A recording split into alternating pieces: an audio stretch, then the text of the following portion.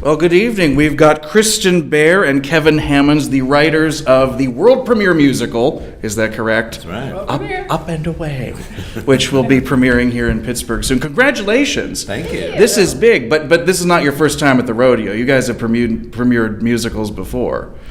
In Pittsburgh or in general? Oh, in general. I have, yes. Yeah. You have. I've had scale. I've had smaller pieces premiere. Kevin has a longer list of experience than I do, but this is my first full production of a full-scale musical. And KRISTIN, you're responsible for composing the music, and Kevin, book and lyrics. That's right. So for those who are not of the musical theater world, book is any text or language that is not a song lyric, right? Correct. So all those hilarious jokes that are in between the songs. All the brilliant jokes. Right, things like that. All me. So how long have you two worked together as a writing team on musicals? 7 years? You're better than Since 2009 is when we teamed up for our second year project. Okay, so it's 2009. And you've worked on several projects together. Mm-hmm. So you work well together, I must just assume, right? We do. Well, how do you find each other? How does a lyricist and a book writer meet a composer? We met through the BMI music songwriting workshop in New York. Which you're better explaining the BMI workshop. Sure. Does it exist for this purpose? Is it kind of like a dating service for composers and writers? It does, but it's more of a training ground, actually, for people in musical theater. And what it is, it was begun by Lyman Engel in the 60s, I guess. And he felt that there was a need to learn the craft of writing musicals, because it seems like something would come naturally to people, but there's a craft to it. And so he wanted to make sure that that tradition continued on. And so he created this workshop. And in its modern incarnation, the way that it is it's an audition process. And if you are accepted, it's free, which is amazing, because it meets like in school year, like September to May. It meets once a week.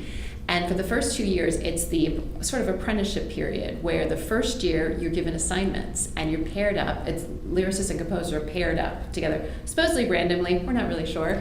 And so you go through the year doing assignments with different people. And at the end of the first year, you know that in your second year, you have to work on one project alone, which will be the project by which you will be auditioning for the advanced workshop.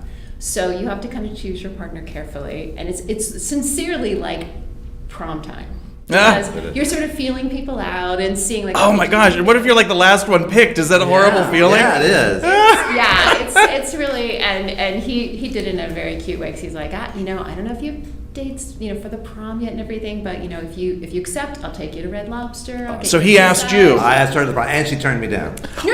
It is so not. Uh-oh. Oh my gosh. Oh, this is juicy. I like this. Okay.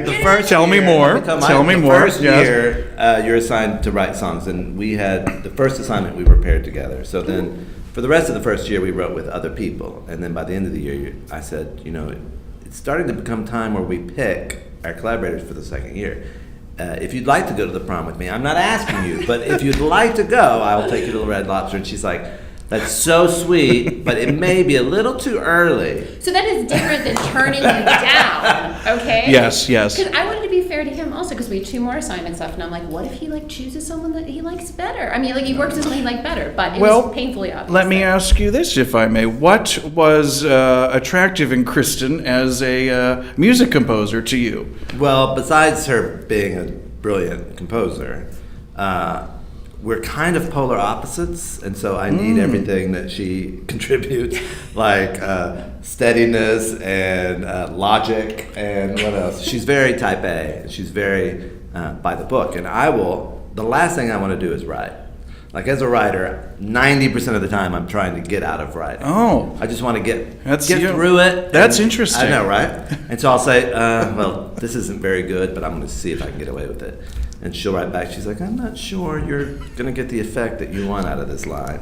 So she's very particular, but she's great, and she's very useful and brilliant and kind. So what makes this guy easy to work with then after all that? Well, first of all, it is true. We are kind of opposites, but I need him in the way that I get too wrapped up in the details and I don't see the big picture. Sometimes this is always the case actually, we'll be writing a song for a character and I'll be like, now, what was he thinking at this particular moment? And Kevin's like, just write a snappy song, or just a snappy tune. That's all you need to do. And Just sometimes one like tune. I get lost in the detail, and he always has the big picture. Like, okay, this is like the emotion of the moment or that sort of thing. So he keeps me on track that way. But he's also hilarious and brilliant and clever and such a fast writer. I mean, we do rewrites really quickly. I'm actually usually lagging behind him because he's like, oh, okay, that doesn't work. Here's the alternative. And it's like, not only is it an alternative, but it's like a better alternative than the first one many times. So it was just, we enjoyed working on the first project together and just kind of, that first assignment, and kind of kept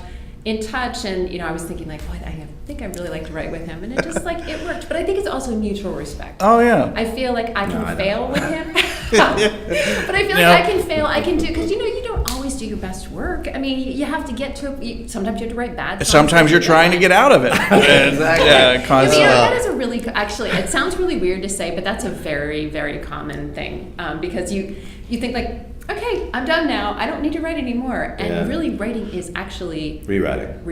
Well, what is the process for a song to come together? I mean, you're writing the music, you're writing the lyrics. So do you come up with a set of lyrics and you put it to music, or how does that? What's the process there? What's the first thing? Normally, we'll find the need for a song. Like for Up and Away specifically. Like we had a workshop in October, a 2-week workshop, and Van Kaplan came and saw the run, and he's like, "This song doesn't work. We need a new song there." And he was 100% right.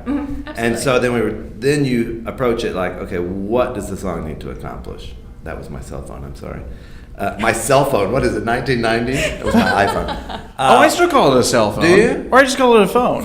It's my phone. And people assume it's a cell because I think very few people have landlines. That's my landline. Excuse me. Wow. So we decide what the song needs to accomplish, and then I'll start coming up with hooks. A hook is kind of like the thing that the song hangs on.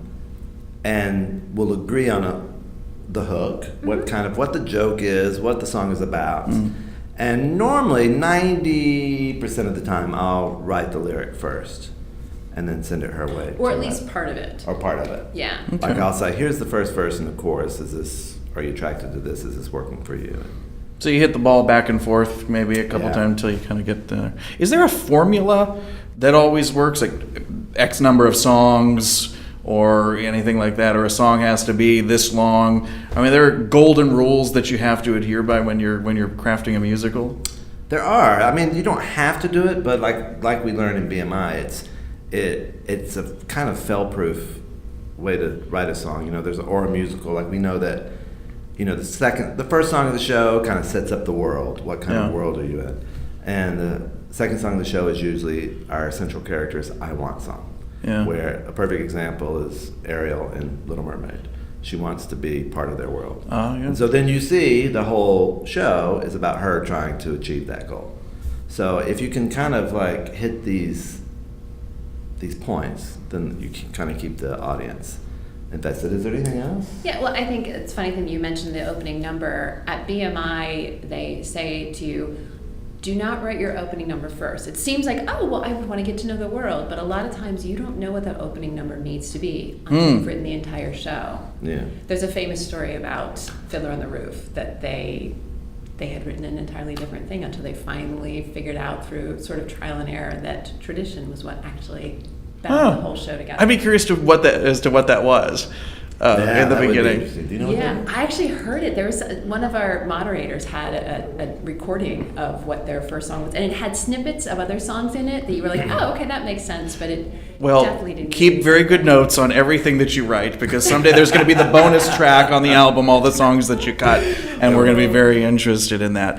One thing I've always been curious about is now it seems like economics has so much to do with art, especially where theater and Broadway is concerned. I mean, it seems like musicals are trending shorter, and stage plays and fewer characters. So when you, clean slate, go to write something, to what degree do you feel governed by economics and cost?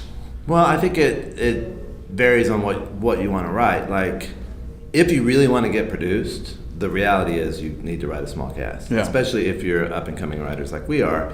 Like, I saw the 39 Steps in the West End, and it had 4 characters telling this huge story.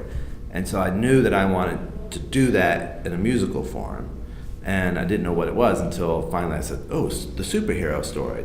We can tell this epic story with just a small amount of cast. So, but the main reason you want to do something like that is because you have a better chance of being produced. Like, the only reason we're being produced now is because we have a cast of 5 people. Playing, I think, 50 characters or 50-some characters. Yeah. So you have achieved that. We have achieved that. And excellent. it also kind of helps you, it kind of forces you to be a little more creative and a little more, I have to really think about, if this person's leaving, they can't come on the stage again for 30 seconds. What are we going to do? So it kind of forces you to be a little more thoughtful. So Up and Away, tell us a little bit about the plot of this musical. Up and Away, in a nutshell, is about the world's very first superhero. Oh. And our hero developed superhuman powers, and no one like Batman or Superman has ever existed. So he has to figure out on his own what to do with these powers. Like, how does a cape help you fly? Why does a tight-fitting spandex onesie help? Like, all these tropes that we see throughout the superhero. It's good for selling action figures. I think that was posters. Yeah. But otherwise, I think it might be a hindrance. Exactly. So we answer the question of why that came into being. Why do they keep a secret alter ego? Like, if you could fly, why aren't you shouting to the world, "Hey guys, I can fly. I'm the only one in the world that can fly." So Up and Away kind of answers the questions of why that's not a good idea. In our world, the word superhero doesn't exist. So it's a much simpler time. It's back before Superman. So don't think Marvel, think like the original Christopher Reeve Superman. It's even before that. So it's got sort of a nostalgic throwback thing to it, but it's also about 2 brothers. That's what is at the heart of our story. 2 brothers. One of them gets superhero powers, and it's about the relationship. And it's also because in musicals it's interesting for people to be polar opposites, and so they have a very different view of the world.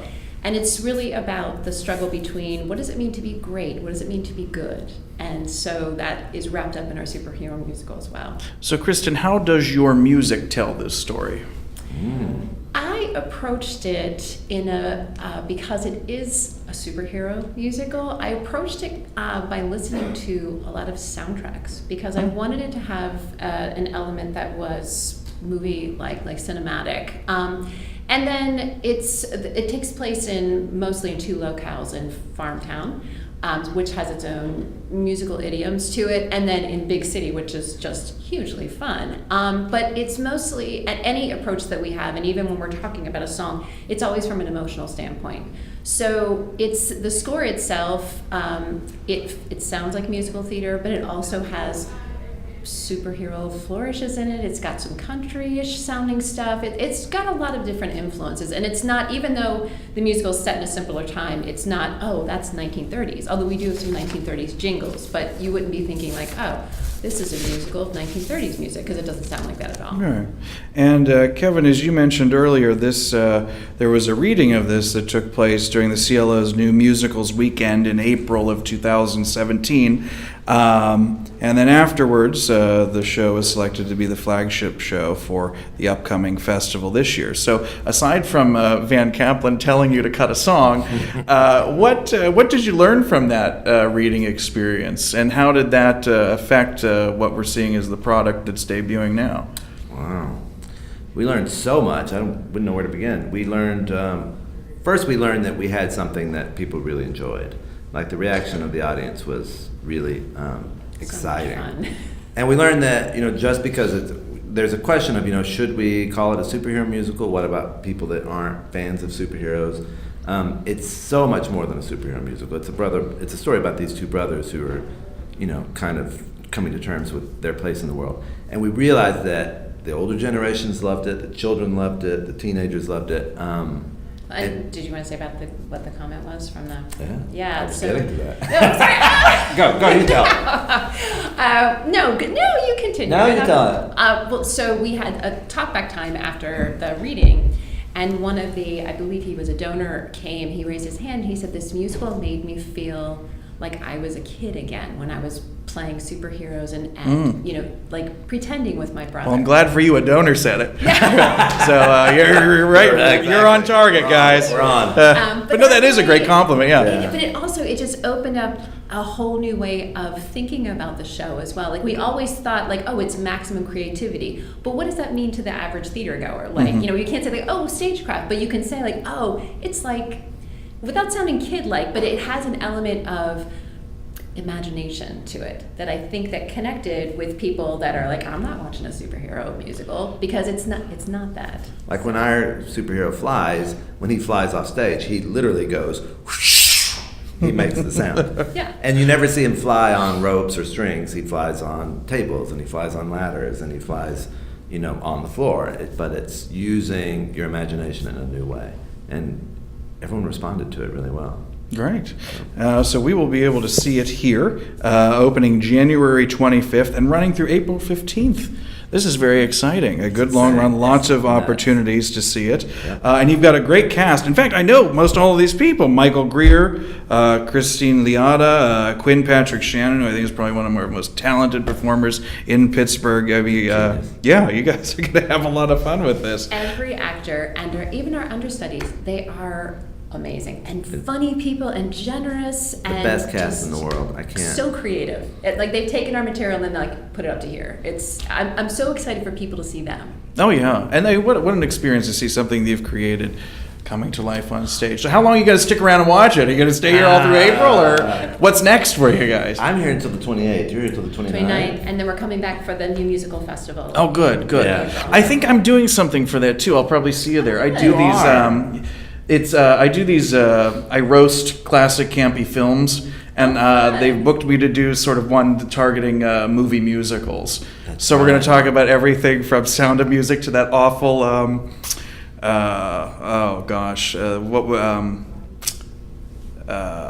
Lost Horizon musical, remember?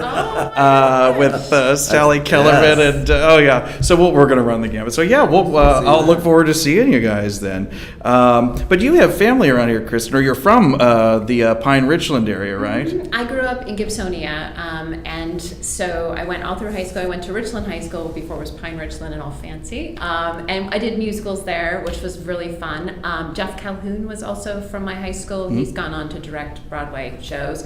I went there, and then I went to school not far from here. I did my MBA at Pitt, and I worked for U.S. Steel. So. Oh wow! But I had left after I got married, and I'm so happy to be able to visit. My parents actually had moved away, so this was my first time in a really long time when we came back for the festival in April, and I was like, Pittsburgh, you've changed. It has. In the best ways. I mean, the people haven't changed. That's, I think, for all of us. There's just a warmth to the people. Oh, yeah. And to kindness, and it was wonderful to be back. So. And you, like, this morning we were walking over here, and someone stopped and said, "Hey, do you know where some building is? What was the building?" It's Grant. I don't know, but building, yeah. and I was about to say, "Oh no, we're from out of town." She's like, "Sure, you go this way, then you go this way, then you go down here, and you go 2 blocks that way."